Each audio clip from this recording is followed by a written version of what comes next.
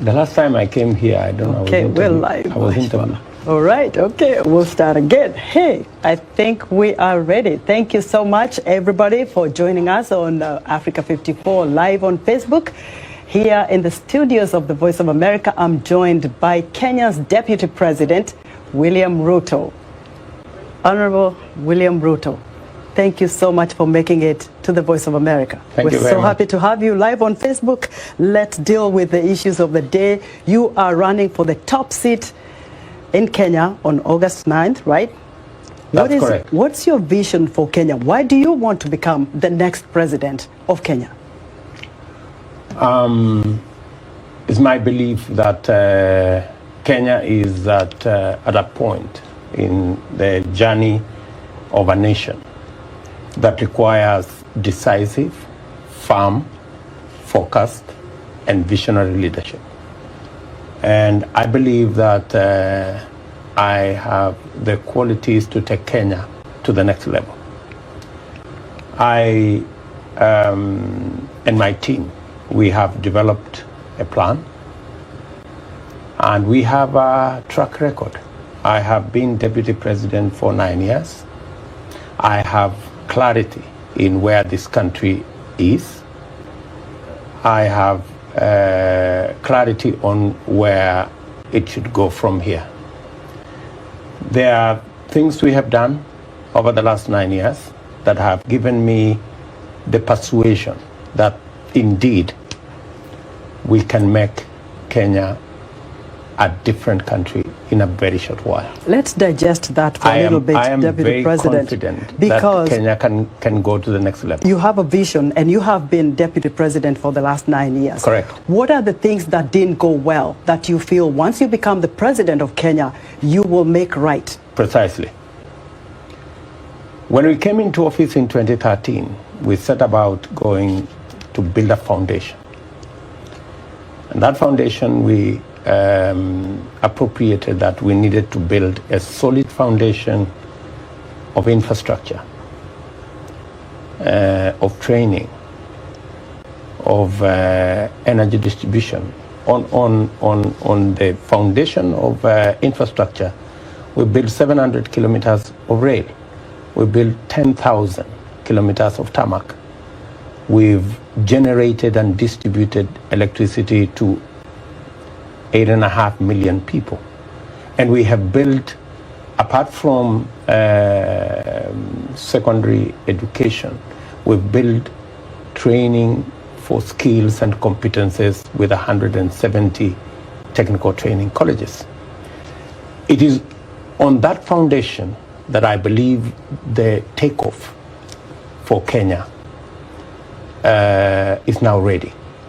And amongst the things, as you've asked correctly, the things that we didn't manage to achieve in the last 8 years, and especially in the last 5 years, we have set out a program called the Big Four that had huge investments that would create jobs, that had investments in agriculture that would not only build capacity, it would also enhance productivity of our very progressive farming endeavors. And we had in it a whole program on universal health coverage and manufacturing. Unfortunately, the Big Four plan did not go as we had planned. Why? Because we got ourselves engaged in another program that was not part of the agenda upon which we were elected. And the program was what you know, or what is now called as the handshake and the BBI and everything else that went in that direction. I get it, but before we get to the BBI, the Building Bridges Initiative that President Kenyatta started, and then, of course, the handshake with his former rival, Honorable Raila Odinga. What happened between the two of you? And I'll ask you this because when the two of you were, I'm going to say the Kenyan way, were roasting at the ICC, you both got exonerated, you went back to Kenya. Yes. You became like brothers. You actually used to dress the same way, same suits, same ties. I mean, Kenyans were mesmerized. The world was. The people who knew, oh, these guys came back. They are like brothers. They are fighting. They want to become president and deputy president. You worked it out. And you see, for Kenyans, they yearn for cohesion. They yearn for harmony. And they hadn't seen that in a long time. This is a country of more than 40 ethnic languages and communities. So they saw something good in that, and they voted you in. The first term went well. The second term, where did the fallout between you, Deputy President Ruto, and President Uhuru Kenyatta come from? What happened? Tell us. History is going to be written one day, and I'm sure details will be out there. But let me say the following. In our first term, we were focused as a government on delivery of our plan. And that is why our first term stands out. Every legacy program President Uhuru Kenyatta will go home with is the programs of the first term. Whether you talk about the SGR, whether you talk about our road network, whether we talk about our electricity connection, whether you talk about the equipment we have supplied in our referral hospitals, whether we talk about the TVET program, that's all first term. Fine, but what happened? Second term, because we got a lot of stuff we need to get. Second term, we got ourselves engaged in this handshake that was built to be an exercise to bring people together. And as President Kenyatta has said, I was briefed. President Kenyatta informed me. In fact, before Raila Odinga engaged President Kenyatta, he tried to engage me. And it's in the public domain. But is there anything wrong to build bridges? Absolutely. There is Wasn't that problem. a good thing? Like reach out to the opposition, build Kenya? There was no problem. But the things we had agreed upon as forming part of the handshake, it mutated into something else. We didn't discuss, for example, that it would be an exercise to kill the opposition and to kill oversight. We didn't discuss, for example, that members of the ruling party would be jettisoned so that members of the opposition can occupy committees in parliament. We didn't agree, for example, that this was an exercise in changing the constitution. And we didn't agree that this was an exercise in succession. So the only issues that you did not agree with. So everything we didn't agree with became the handshake, except for the things we had agreed upon.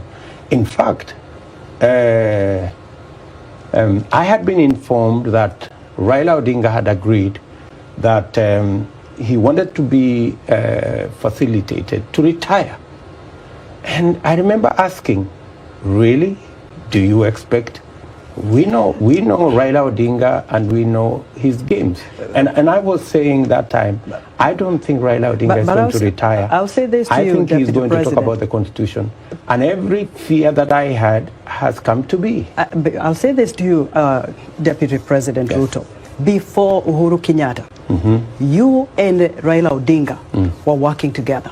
You were in the opposition with him. Until, of course, this elephant of ICC came, and then, you found yourselves together. Of course, you came back, like we said, you became good friends, you worked for the government, things were moving, and people were happy. But things didn't go well. So the two of them have been your friends. But now, Correct. you're not. And it is so clear and by the language. It doesn't look that way. And for your information, Esther, we started ODM, all of us together. President Kenyatta, myself, Raila Odinga, and many others. Okay. Right? So as to being on the same side, yes, we've been on the same side. But when you work with people, then you discover there are people you can work with, and there are people you can't work with. And I have absolutely no problem with the handshake. The only problem I have with it is it became what we didn't agree it to be. And in the process, the people of Kenya lost. Okay. We lost the opposition, we lost the ruling party, we lost our government, we lost the Big Four plan, we lost direction. And because you lost direction, Kenyans lost direction. Let me tell you the bigger biting issues, because look, I come from there. We have families there. You know how it is here in America. You're going to meet the diaspora, they probably will confront you with the same kinds of questions. The moral fabric of Kenya has gone way so bad that what we're reading every day is killings, children being killed, people have lost their mind, there is no food on the table, the economy has dwindled, and there's high-level corruption. This is the root cause of the problem in Kenya. Every day we wake up, we're looking at the newspapers, we're reading stories that we've never seen before in the history of Kenya, where a woman will wake up and poison her kids because she can't handle it anymore. Deputy President, you are on the front lines in the churches. We know where you stand with your faith. What is wrong with the Kenyan fabric? Why are Kenyans so desperate to that level? We read this news and we wonder what's going on with our motherland. It is not good at all. What are you going to do about it? Because you're running for the top seat. On what grounds now, if people cannot put food on the table? People are committing suicide. There's even incest in the families. We gotta tell it like it is, because that's what's happening in Kenya. How are you going to address that? Because all we see is that little bickering of politicians while people are suffering. Yes, there's COVID, that is global. What is the problem with Kenya?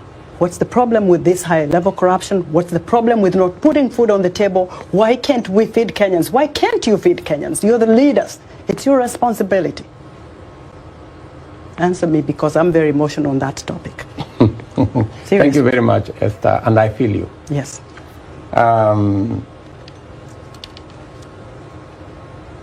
To be able to diagnose the problem of Kenya in this interview, we will not do justice to it. Well, highlight a few things. So I'm going to give you the broad picture. Things are difficult in Kenya, but they are not as bad as you've described. I think. We'll see the feedback on Facebook. I think you've been reading the social media too much. No. No. But yes, we have a situation that needs to be addressed. Yes. And that situation is not out of control. I can tell you that, yes, we can deal with the problem of hunger in our country. It's unfortunate that we dropped the subsidies on agriculture inputs, and by so doing lowered the productivity of our farmers. It is my very strong belief that the very first thing that we must do is to sort out our agriculture. How do we do it? One, we need to put in resources to make sure that we enhance the productivity of our farmers. That productivity of our farmers, whether you're talking about milk, whether you're talking about tea, whether you're talking about coffee, whether you're talking about sugarcane, maize, wheat, rice, enhancing productivity is the way to go. And we have all the planks in place to enhance the productivity of our farmers, because it is through enhancing the productivity of our farmers that we can produce food in enough quantities, be able to lower the price of those quantities, and be able to make sure that every Kenyan can afford a meal. As a result of the economic challenges, you said correctly, brought about by COVID, but again, brought about by an economic model that doesn't carry everybody, because of trickle-down economics. Fewer people are included in the economic cycle, and the majority are left out. So, and that is why we are proposing, the team that myself, Musalia Mudavadi, Moses Wetangula, and many other Kenyans lead, are proposing a bottom-up economic model that puts money in people's pockets. And that takes me and it is an innovation, and it is a realization that even in this country, they believe that the trickle-down economic model hasn't worked. Okay. I heard Joe Biden 2 days ago say exactly that. I hear that, Deputy President. So that brings me to your moniker, the Hustler Nation. How viable is that? And for people who probably don't know what the Hustler Nation is, it's like you want to say you started way poor. You are out there, you know, hustling to make ends meet. But a lot of people don't buy that either. They feel that you've been in a political, you know, path for a long time with former President Daniel Arap Moi. So you've been able to make some money. You've been able to do okay. And a lot of people who are hustlers, they're people who can hardly put food on the table or have 2 meals a day. And so how do you, what's your vision of this Hustler Nation? How are you going to build that up for people who can't even afford a meal a day? The Hustler Nation is about an economy, and it's about an economy that works for everybody. The Hustler Nation is not about rich people versus poor people. That's not what it is. The Hustler Nation is about a nation of possibilities, a nation that gives equal chance to every citizen and provides a ladder for every citizen to climb up the economic ladder. And if you listen carefully about our proposals on the bottom-up economic model, it's about the people who have no jobs. How do we create jobs deliberately? How do we put resources where we can deliberately create more jobs so that we can get people off the streets into work? Give me some samples of that, because it's your vision. How do you do For that? example, yes, in our Big Four plan, we had a whole program on social, low income, low cost housing. It wasn't about the houses, it was about the jobs. And for your information, we got close to 4 trillion Kenya shillings of commitments of people who are ready to partner with the government of Kenya in that program. However, and unfortunately, that program hasn't taken off because we have been busy doing the BBI and the rest of it. So these are deliberate programs. The second item is to make sure that the 10 million odd people who are in the micro, small, and medium enterprise space, who today have no access to credit. They pay as much as 1,000, maybe 2,000, sometimes 3,000% a year, while corporates pay 10% a year. So it's about access to credit for small business. It's about access to inputs for farmers. It's about access to opportunities for young people. That is what this is all about. That is what bottom up is all about. How do you get the people at the bottom of the pyramid who are jobless to jobs? How do you get people at the bottom of the pyramid who have no access to credit to access credit? Let's get How on. do you get our peasant farmers to access for a long time, Deputy resources President, and inputs? Corruption has been endemic in Kenya, and you know that. We've seen, millions of shillings taken. And I was going to take one of your ally now, Governor Waiguru, but she didn't, make it for this interview. Because when she was the devolution cabinet secretary, 95 million shillings disappeared. And part of it was a big scandal. Part of that was used to buy condoms. I mean, and then even though she left that position and vied for, a county governorship, that money has not been found. We never had anything about that money being found. And I'm not only pinning that. What I'm talking about is there has been high-level corruption in Kenya. How do you counter that to make sure this kind of money you are looking for, to bring back the economy, to put money and food on the table of Kenyans, can be found? How are people going to be held accountable for this? And where do you get back that money from? Esther, you have said it. Corruption eats away the soul of our nation. And our proposal on dealing with corruption is not to point fingers. It's not to personalize. It is not me versus you. It is ensuring that we institutionalize the fight against corruption. Corruption should not be a tool for political contest. Corruption should be a fight to protect the resources of the Kenyan people. And our proposal is threefold. Number one, there is absolutely no reason why the Judiciary Fund has not been operationalized.